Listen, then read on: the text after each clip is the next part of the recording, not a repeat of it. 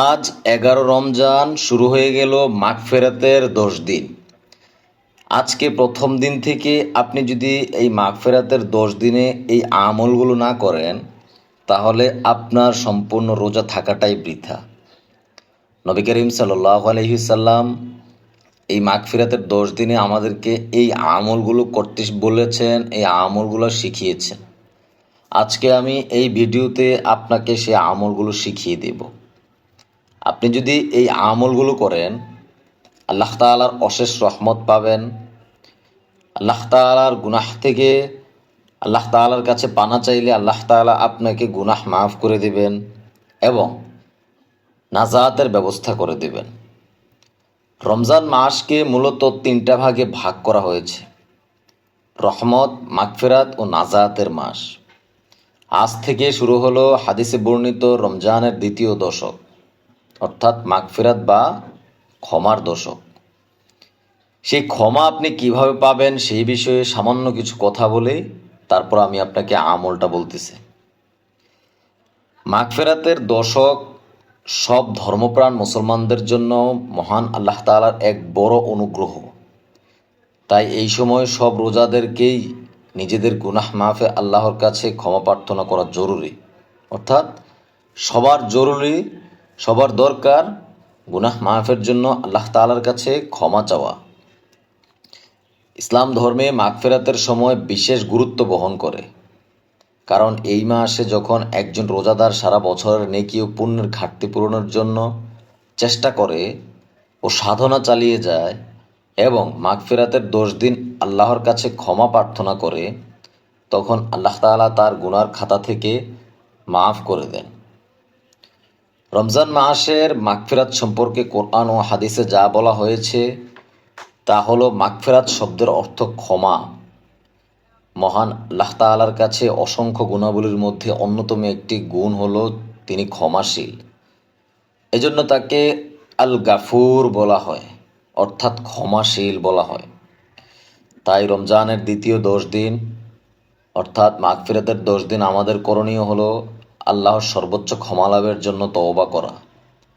কারণ এই প্রসঙ্গে নবী করিম সাল্লাল্লাহু আলাইহি সাল্লাম বলেন, সকল মানুষ ভুলকারী, আর ভুলকারীদের মধ্যে শ্রেষ্ঠ হলো যারা তাওবাকারী।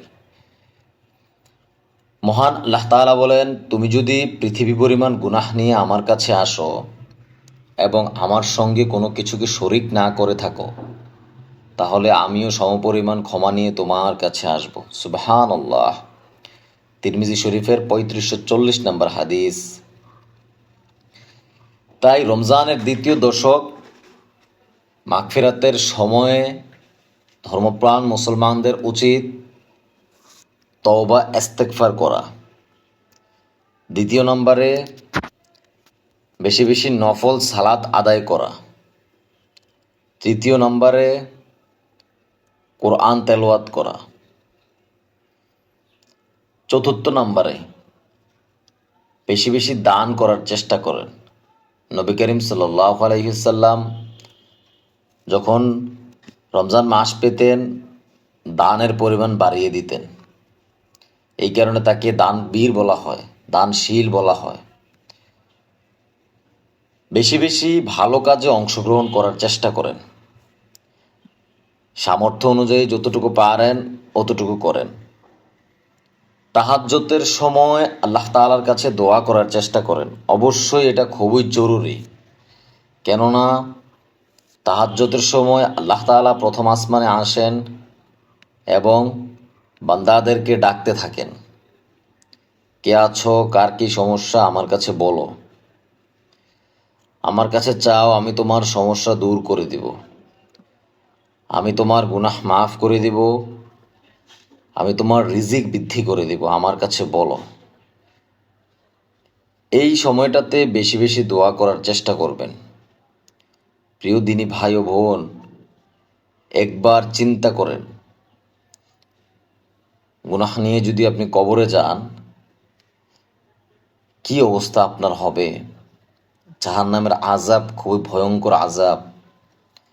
এই রমজান মাস পেয়েছেন, জীবনের সর্বশেষ রমজান ভেবে প্রত্যেকটা দিন অতিবাহিত করুন। প্রত্যেকটা সময়কে কাজে লাগান।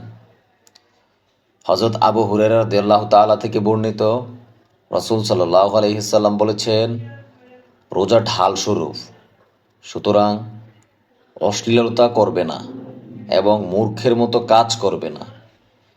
যদি কেউ তার সঙ্গে ঝগড়া করতে চায়, তাকে গালি দেয়, তবে সে যেন দুবার বলে, আমি রোজাদার। সহিহ বুখারীর 1854 নম্বর হাদিস। এই রোজাটাকে আপনি কিভাবে পরিপূর্ণ করবেন? নিজের চোখকে হেফাজত করবেন, কানকে হেফাজত করবেন, জিহ্বা দিয়ে জিহ্বাটাকে হেফাজত করবেন, হাতকে হেফাজত করবেন এবং কোনো ধরনের অশ্লীলতায় জড়ানো যাবে না। সারাদিন উপাস থাকার নামই রোজা নয়। এই রোজার বৈশিষ্ট্য রয়েছে, এই বৈশিষ্ট্যগুলো অবশ্যই আপনাকে মানতে হবে। মাগফিরাতের দশকে আল্লাহর কাছে প্রত্যেক মুমিনের বেশি বেশি ক্ষমা প্রার্থনা করা উচিত, কারণ তওবা সফলতার চাবিকাঠি। পবিত্র কোরআনে মহান আল্লাহ বলেন, হে মুমিনগণ, তোমরা সবাই তওবা করো যাতে তোমরা সফল কাম হতে পারো। সূরা আন-নূরের আয়াত নাম্বার 31। আল্লাহ তাআলা বান্দা তওবা অনুশোচনায় অনেক বেশি খুশি হন। দেখেন, এক হাদিসে রাসূল সাল্লাল্লাহু আলাইহি সাল্লাম বলেছেন, আল্লাহ তার বান্দার তওবায় খুব বেশি খুশি হন। যখন সে তওবা করে, আল্লাহ সেই ব্যক্তির চেয়েও বেশি খুশি হন যার আরোহণের বাহনটি থাকে নির্জন এক মরুভূমিতে। যেই বাহনে তার যাবতীয় খাদ্য পানীয় থাকে, অনন্তর সেই বাহনটি পালিয়ে যায়, তখন সে ওই বাহনটির প্রাপ্তির ব্যাপারে নিরাশ হয়ে একটা বৃক্ষের ছায়ায় এসে শুয়ে পড়ে। এমত অবস্থায় হঠাৎ সে তার বাহনটিকে তার কাছে দাঁড়ানো অবস্থায় দেখতে পায়, আর সে বাহনটির লাগাম ধরে আনন্দের অতি সহ্যে বলে ওঠে, হে আল্লাহ, তুমি আমার গোলাম, আমি তোমার খোদা। সহিহ মুসলিম শরীফের হাদিস। প্রত্যেকটা মুমিনের উচিত এই দশকে বেশি বেশি তওবা এবং নিজের গুনাহ মাফ করিয়ে নেওয়ার জন্য দোয়া করা। আমি বারবার এই শব্দটা আপনার কাছে বলতেছি। মাগফিরাত মানে হচ্ছে মুক্তি। এই মুক্তির দিনে এমনভাবে আমলগুলো করেন, এমনভাবে নামাজ আদায় করেন যেন আল্লাহ তাআলা আপনাকে এইসব গুনাহ থেকে মাফ করে দেন। হযরত আবু হুরায়রা রাদিয়াল্লাহু তাআলা থেকে বর্ণিত, রাসূল সাল্লাল্লাহু আলাইহি ওয়াসাল্লাম বলেছেন, যখন রমজান মাসের প্রথম রাতের আগমন ঘটে, তখন দুষ্ট জিন ও শয়তানদের বন্দী করা হয়। জাহান্নামের দরজাগুলো বন্ধ করে দেওয়া হয়, তার একটি দরজাও খোলা হয় না, এবং জান্নাতের দরজাগুলো খুলে দেওয়া হয়, তার একটি দরজাও বন্ধ করা হয় না। আর একজন ঘোষক ঘোষণা করতে থাকে, হে কল্যাণের প্রত্যাশী, অগ্রসর হও, হে অকল্যাণের প্রার্থী, থেমে যাও। আর আল্লাহ তাআলা এই মাসের প্রতি রাতে অসংখ্য জাহান্নামীকে মুক্তি দেন। সুনানি তিরমিজির 682 নম্বর হাদিস। সুতরাং রমজান মাসকে কাজে লাগান। নাজাতের 10 দিন, মাগফিরাতের 10 দিন যেগুলো বাকি আছে, এই সময়গুলোকে কাজে লাগান। লাইলাতুল কদরের জন্য প্রস্তুতি গ্রহণ করেন, এতেকাফের জন্য প্রস্তুতি গ্রহণ করেন। আল্লাহ তাআলা আপনাকে ইসলামের জন্য কবুল করে নেক। ভালো থাকবেন। আসসালামু আলাইকুম ওয়া রাহমাতুল্লাহি ওয়া বারাকাতুহু।